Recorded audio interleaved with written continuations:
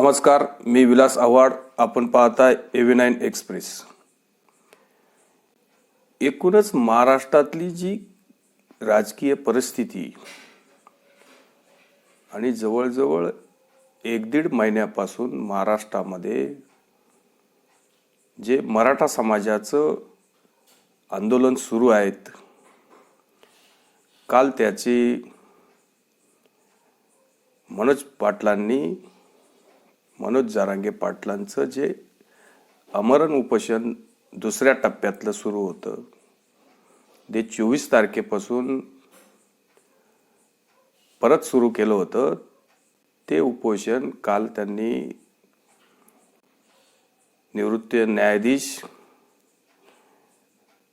2 न्यायाधीशांनी त्यांना काही गोष्टी कायदेशीर समजावल्यात आणि महाराष्ट्र मंत्रिमंडळाचं जे काही 4-5 मंत्र्यांचं शिष्टमंडळ त्यांच्या भेटीला गेलं होतं, त्यांनी पण काही गोष्टी व्यवस्थित समजावल्या. एक प्रकारचा मसुदाच त्यांना सांगितला, काही गोष्टी त्यांनी लिहिल्या आणि हे आंदोलन 6 वाजेच्या दरम्यान सायंकाळी 2 तारखेला मनोज जरांगे पाटलांनी मागं घेतलं आणि काही सरकारला काही अजून वेळ दिलाय किंवा न्यायाधीशांनी जे काही वेळ त्यांच्याकडे जे मागितला, जे निवृत्त न्यायाधीश जे समितीवर आहेत आणि त्यांनी त्यांचा मान ठेवला. सरकारचं पण त्यांनी म्हणणं ऐकलं आणि 2 महिन्याचा अजून काही दिला वेळ, कारण त्यामध्ये आरक्षण देण्यामध्ये त्रुटी येऊ नये किंवा हे घाई गडबडीत काही गोष्टी जर झाल्या तर परत सुप्रीम कोर्टामध्ये टिकत नाही. आणि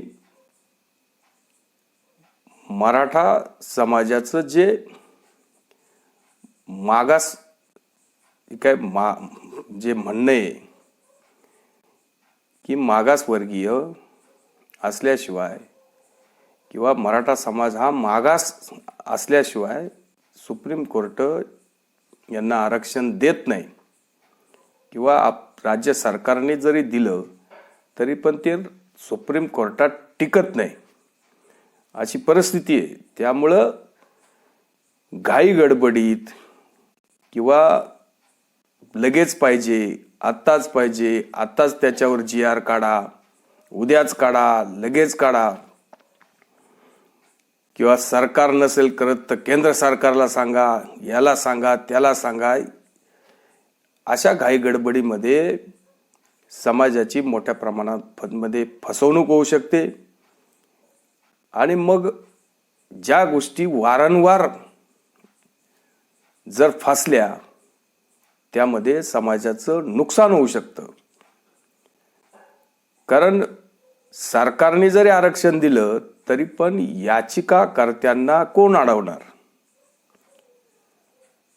न्याय तर सर्वांना द्यायचा आहे. सरकारला आरक्षण मराठा समाजाला द्यायचे, धनगर समाजाला द्यायचे किंवा आदिवासींना द्यायचे, सगळ्या जाती जमातींना द्यायचे. सरकार सगळ्या जाती जमातींना आरक्षण द्यायला तयार आहे. अजून कुठली जात असेल ती सर्वांना देईल, पण हे सगळं आरक्षण सुप्रीम कोर्टामध्ये टिकत नाही. सुप्रीम कोर्टामध्ये या सगळ्या बाबी तपासल्या जातात आणि GR काढला, विशेष अधिवेशन बोलावलं, त्यामध्ये काही प्रस्ताव पास झाला, पण आपल्याकडं ऑलरेडी 52% जे आरक्षण आहे ते ऑलरेडी असल्यामुळं सुप्रीम कोर्ट आपल्याकडं जे 52% जे समजा अलग जरी आरक्षण सरकारने मराठा समाजाला दिलं तर ते टिकत नाही. मग त्यामुळं याचा वेगळा अभ्यास करून किंवा जे काही रिपिटिशन फाईल झाली सुप्रीम कोर्टामध्ये किंवा सुप्रीम कोर्टाने त्याची सुनावणी करायला परवानगी दिली, त्याची सुनावणी होणार आहे काही दिवसांनी, आणि मोठ्या प्रमाणामध्ये आपल्याकडं आता कुणबींचे सुद्धा काही जे पुरावे कागदपत्रे जवळजवळ 13,500 लोकांचे कुणबी असल्याचे पुरावे आपल्याकडे मिळाले आणि मुख्यमंत्र्यांनी सुद्धा आता त्यामध्ये भर टाकून मुख्यमंत्र्यांनी सांगितलंय की मोठ्या प्रमाणामध्ये मग मराठवाडा असेल, विदर्भ असेल किंवा पश्चिम महाराष्ट्रात काही लोकांकडे कुणबी असल्याचे जे काही पुरावे ते सापडतात आहे. त्यामुळे त्या लोकांना कुणबी प्रमाणपत्र मिळून त्यांचा ज्या ठिकाणी समावेश व्हायचा त्या ठिकाणी होईल. पण त्यांना पण सरसकट त्यांना ज्यांच्याकडे पुरावे आहेत त्यांना प्रमाणपत्र देण्याचं काम सरकारने अगदी तात्काळ सुरू केले. म्हणजे 2 भागामध्ये सरकार मोठ्या प्रमाणामध्ये मराठा समाजाला आरक्षण देण्यासाठी काम करते. आता यामध्ये कुठलाच वाद निर्माण होणार नाही. आता यामध्ये लोकांची किंवा समाजाची फसवणूक करूनच चालणार नाही असं सरकारला पण आता वाटतंय आणि सरकार त्या मानसिकतेतून बाहेर आले. कारण मोठ्या प्रमाणामध्ये मराठा समाजात सुद्धा अतिशय गरीब आर्थिक दुर्बल लोक आहे. त्यांना पण शिक्षणासाठी मुलांना लाखो रुपये भरावं लागतात आणि ते जरी नोकऱ्या आपल्याकडं ज्या काय असेल त्या मिळतातच. नोकऱ्यांमध्ये किती लाभ होईल समाजाला किती नाही आहे किंवा इतर जातींना किती लाभ होतोय तो भाग गौण नये. पण नक्कीच मराठा समाजाला मोठ्या प्रमाणामध्ये विद्यार्थ्यांना जी काही शिष्यवृत्ती वगैरे मिळते, शिक्षणासाठी जे लाखो रुपये आपल्याला भरावं लागतात त्यामध्ये मराठा समाजाला मोठ्या प्रमाणामध्ये रिलीफ मिळेल. काही लोकांकडे अक्षरशः पैसे नसल्यामुळं विद्यार्थी शिक्षण घेऊ शकत नाही अशी परिस्थिती आहे आणि याचा लाभ नक्कीच मिळेल आणि शिक्षणामध्ये विद्यार्थ्यांना लाभ मिळालाच पाहिजे. जर हुशार मुलं असतील आणि त्यांना कुठं डॉक्टर की करायची आहे, इंजिनियर व्हायचे किंवा अजून कुठल्या शैक्षणिक संस्थांमध्ये त्यांना ॲडमिशन घ्यायचे, पण केवळ आरक्षण नाही किंवा ओपनमधून त्यांना जेव्हा फीस भरावी लागते, शिष्यवृत्ती कुठली मिळत नाही, त्यावेळेस त्यांना गोरगरिबांना इतकं मोठं 2-2, 4-4 लाख रुपये त्यांनी आणायचे कुठून हा एक प्रश्न समाजापुढे निर्माण होतो. अतिशय दुर्बल लोक आहे, काही मोठ्या प्रमाणामध्ये गरीब लोक आहे. मराठा समाजामध्ये थोडेफार लोक श्रीमंत पण असतील, पण मोठ्या प्रमाणामध्ये गरिबांची संख्या आहे, शेतकऱ्यांची संख्या आहे. आजही काही लोक मराठा समाजामध्ये हातावर पोट भरतात. अशा लोकांना त्याचा फायदा नक्की झाला पाहिजे आणि त्याच्यासाठीच राज्य सरकार सिरियस आहे. आणि जरांगे पाटलांचं जे उपोषण आहे ते योग्य मार्गे सुरू होतं. पाठीमागं त्यांनी जवळजवळ 10-12 दिवस जे उपोषण केलं, नंतर सरकारने त्यात हस्तक्षेप केला. सरकारने महिन्याचा टाइम मागितला, जरांगे पाटलांनी 40 दिवस दिले. 24 तारखेला ती 40 दिवस संपले. जरांगे पाटील परत उपोषणासाठी बसले. पण यामध्ये काही ठिकाणी काही जिल्ह्यांमध्ये या आंदोलनाला थोडंसं गालबोट लागलं. काही ठिकाणी जाळपोळ झाल्या, काही ठिकाणी राष्ट्रीय संपत्तीचं नुकसान झालं, राज्याचं काही नुकसान झालं. जवळजवळ 4-5 दिवस एस टी महामंडळाच्या गाड्या बंद होत्या काही जिल्ह्यांमध्ये, काही ठिकाणी इंटरनेट बंद होतं. लाखोंचा जवळजवळ व्यापार बंद होता. शेतकऱ्यांना माल बाजारामध्ये आणता सुद्धा येत नव्हता. दिवाळीची परिस्थिती आहे, बाजारामध्ये शुकशुकाट होता. करोडो रुपयाचे व्यापाऱ्यांचं नुकसान यामध्ये झालेले आहे. शेतकऱ्यांचं सुद्धा नुकसान झालेले, कारण रस्त्यावर शुकशुकाट असल्यावर लोकांचे भाजीपाला असतील, फळं असतील, फुलं असतील, कांदे असतील, बटाटे असतील, हा माल या बाजारपेठेतून त्या बाजारपेठेत गेला नाही. यामुळे सुद्धा मोठ्या प्रमाणामध्ये या 9-10 दिवसांमध्ये नुकसान झालं. काही ठिकाणी अक्षरशः आमदारांची घरं जाळण्यात आली. त्यामध्ये सुदैवाने कोणाचं नुकसान झालं नाही, जीवितहानी झाली नाही, ही चांगली गोष्ट आहे. पण कोणाचं घर जाळणं किंवा अशा पद्धतीचे जे काही मॉब्स असतात, जे समाजकंटक असतात, यांच्याकडून नेहमी अशा प्रकारचं हे अक्षरशः दंग्यामध्ये धंदा करत असतात. त्यामध्ये सर्वच लोक मराठा समाजाचे होते असं नाहीये, त्यामध्ये काही लोक बिगर मराठा पण होते.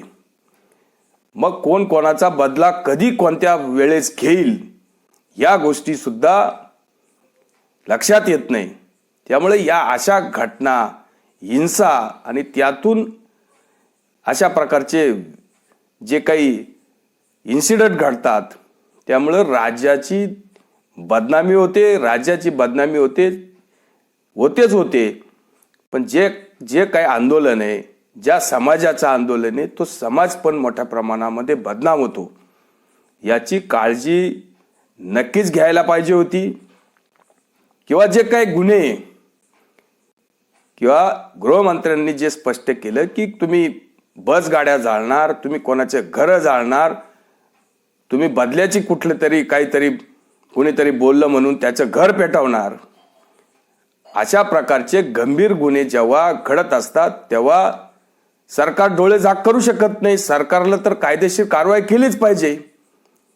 उद्या लोक कुठे मेले, कोणाचं नुकसान झालं, कोणाचं कोट्यावधी रुपयाचं नुकसान झालं किंवा कोणाचा बळी गेला, सरकारची कारवाई करणं गरजेचं आहे. किंवा तेव्हा गृहमंत्र्यांनी जेव्हा आपल्या प्रेसमध्ये सांगितले की जे गंभीर गुन्हे त्याच्यामध्ये पोलीस आयडेंटिफाय लोकांना करतील, त्यामध्ये जे सापडतील त्यांना 307 या कलमाखाली त्यांच्यावर गुन्हे दाखल होतील आणि कायदेशीर कारवाई जे पोलिसांना वाटेल ते योग्य कारवाई पोलीस करतील. यामध्ये कोणाची गय केली जाणार नाही. त्यावेळेस काही गोष्टी क्लिअर केल्या पाहिजे. जरांगे पाटलांचं जे आंदोलन आहे ते योग्य मार्गे होतं, योग्य मागणीसाठी होतं. पण जरांगे पाटलांनी या गोष्टीचं समर्थन नाही करायला पाहिजे. कुठं एखाद्याचं घर जळते किंवा कुठं लोक जाळपोळ करतात, त्यावेळेस जरांगे पाटलांनी या गोष्टीचा निषेध करायला पाहिजे होता. किंवा जरांगे पाटलांनी सरळ सांगायला पाहिजे होतं की हे लोकांनी कृत्य करणं अतिशय चुकीचं आहे आणि अशा गोष्टीला माझं समर्थन नाही. मराठा समाजाला जर कुणी बदनाम करत असेल तर मी या गोष्टीचं समर्थन करणार नाही. उलट त्यांनी असं म्हणायला पाहिजे होतं की जे कुणी असं जाळपोळ करतील, कुणी घरावर दगड फेकतील किंवा राष्ट्रीय संपत्तीचं नुकसान करतील, अशा लोकांवर पोलिसांनी योग्य कारवाई करावी. पण जरांगे पाटलांनी त्यांची निंदा केली नाही, उलट समर्थनच केलं. की एखादा आमदार काही चुकीचा त्याचं काय क्लिप वगैरे व्हायरल झाली असेल तर जरांगे पाटलांनी असं म्हटले की ते काही चुकीचं बोलले असतील. म्हणजे तुम्हाला कोणाचं घर जाळालंय हे माहीत होतं का? अशा रीतीने आंदोलनाला गाळबोट लागणं, समाजाला आरक्षण मिळायला पाहिजे कोणत्याही घटकाला, असं कोणत्याच घटकाला असं वाटत नाही की मराठा समाजाला मिळू नये म्हणून.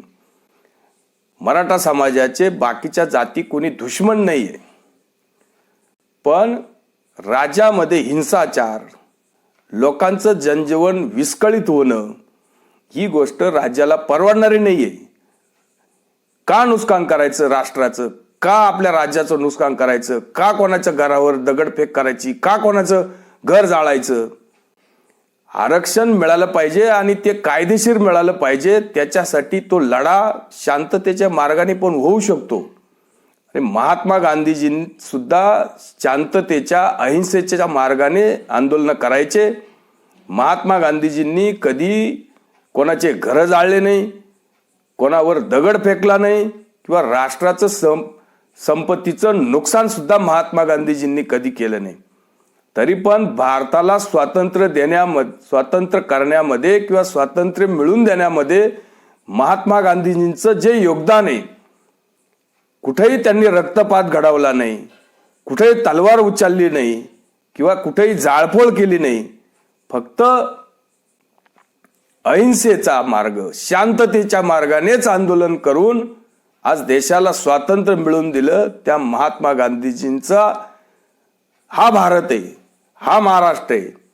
त्यामुळं समाजाने आपलं आंदोलन अतिशय त्या पद्धतीने योग्य पद्धतीनेच लढवलं. पण काही लोकांनी त्याच्यामध्ये थोडेफार प्रमाणात का होईना गालबोट लावलं, आंदोलन थोडंसं भरकटलं आणि त्यामुळं काही का होईना ज्यांचं कोणाचं नुकसान झालं असेल त्यांना नक्कीच त्याचा त्रास होतो, नुकसान होतं, कोणाच्या तरी भावना दुखावल्या जातात, वाईट वाटतं. अशा गोष्टी घडणं महाराष्ट्रामध्ये अतिशय वाईट आहे. यापुढं अशा गोष्टी घडू नये आणि लोकांना विनाकारण त्रास होईल अशा पद्धतीनं कोणी असं वेडवाकडं वागून कोणाला तरी त्रास देऊन आणि मग आपलं काहीतरी चांगलं होईल. नक्कीच समाजाला आरक्षण मिळालं पाहिजे, समाजाचे मुलं शिकले पाहिजे, लोकांच्या मुलांना नोकऱ्या मिळाल्या पाहिजे. त्याच्यासाठी सर्वजण कुठल्याच जातीचे, सर्व जाती जमातीचे लोक मराठा समाजाबरोबर आहे. कोणीच विरोध करत नाही. ही न्यायालयीन लढाई आहे, ही सुप्रीम कोर्टात टिकायला पाहिजे अशी लढाई आहे.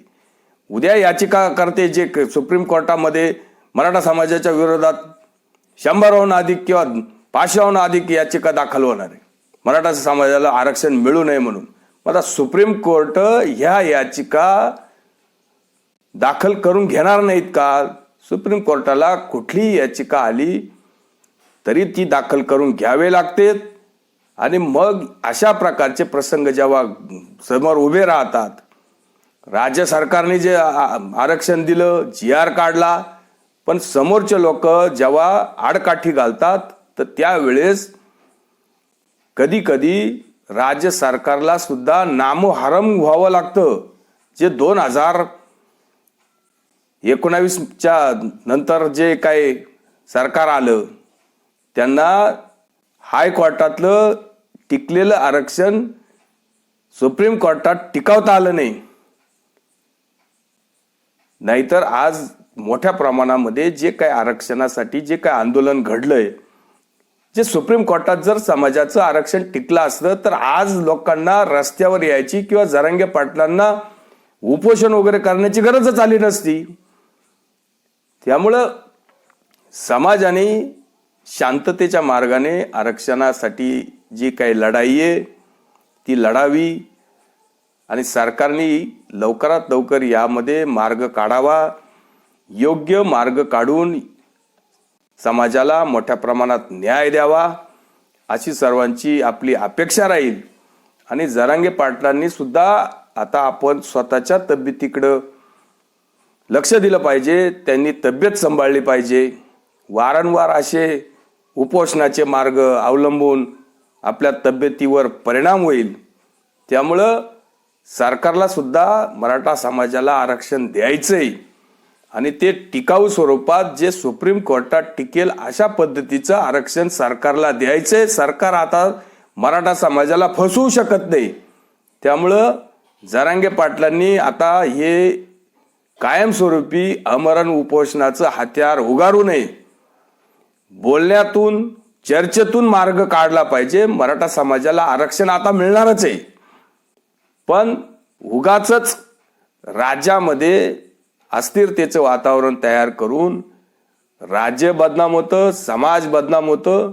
यापुढे आपण जरांगे पाटलांकडून पण ही आपण अपेक्षा करूया किंवा आपल्या मराठा बंधू भावांकडून पण आपण अपेक्षा करूया की राज्य शांत राहील आणि यातून नक्कीच सरकार मार्ग काढेल अशी आपण अपेक्षा व्यक्त करूया. आणि व्हिडिओ आवडला असेल तर लाईक करा, शेअर करा. धन्यवाद.